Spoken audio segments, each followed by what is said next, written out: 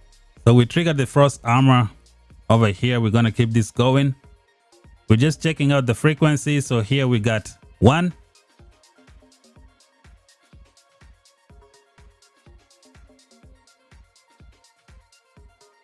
Here we got 2. Here we got 3.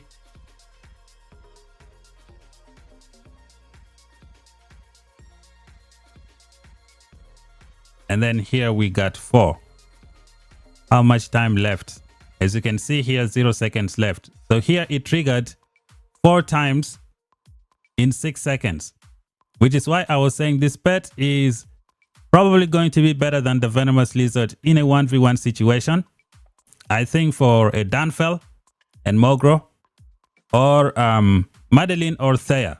But overall, the Venomous Lizard is a universal pet. So this is what I wanted to show you guys, the triggering frequency of this pet. So let's check out this one again. So Frost Armor was triggered. It's going to be active in the next turn. So over here, we didn't trigger anything. And then the next one we did the trigger right here, which is 1. And then this is 2 out of 3, 2 out of 3. And then we got 3 out of 4. And then over here, we got 4 out of 5. Yeah, and I think that's it. So it triggers like 4 times out of 6 seconds. But who knows, you could be triggering it 6 out of 6, depending on your luck. So I think this pet is pretty good. The thing is, when you fight multiple people, you should be triggering this pet skill every second. So what do you guys think of the Frost Bear? Let me know down below. Again, I wouldn't advise you build this pet unless you want to. It's gonna be up to you. It's not really necessary, but it's a good pet for doing other stuff in the game. Looks like my game is glitching. Yikes. Come on, dude. Okay, so we're back over here on the pet. To get the good benefit of this pet, you are going to need this end of season skill. It's going to be a little bit costly, but I think the pet is good. Another reason I build the pet is because who knows, maybe in the future devs will introduce another shield pet, maybe with 2000 shield factor, and I will be ready. I personally plan on taking this pet to 3-star talent. It's going to be something that I do in the background. I could have bought this skill and pushed it to 3-star skill, but unfortunately I saw the leak for the brand new mages, so I decided to hold off on my Amber. I'm gonna save Amber for probably the new mages. I might need the end of season skill for the new mages, but if that skill is not that great, then I'm gonna buy the 3-star version of this skill and just slap it over here. I use this pet on my Danfel and Mogro. It should be good to go. So yeah, this is it, guys. This is the Frost Bear in the Call of Dragons. I think it's a pretty good pet. Very good in 1v1 situation. Better than the Venomous Lizard in 1v1 situation. But overall, the Venomous Lizard is a better pet for PvP because it doesn't have a lot of restrictions and you can use it on anyone. So it's gonna be up to you to decide whether you want this pet or not. You can also use this pet like for farming merits against your enemies. You just come out of your city, you equip your level 5 dragon scale armor and let your enemies hit you, and then you go back to the city. You can do this over and over. Especially if you get this skill to level 3 talent, you should be able to do like maybe 5000 damage every single second when you trigger this pet skill with the dragon scale armor. So I think that's going to be very, very good. Another shield that can also take advantage of this pet is going to be the Visage of the Sanctus. I just didn't try it out, but I think it could be another good one to use with this pet. What do you guys think? Let me know down below. Thanks for watching. See you in the next Frost Bear testing. We're not done, guys. I will be bringing more testings later on. Thanks for watching.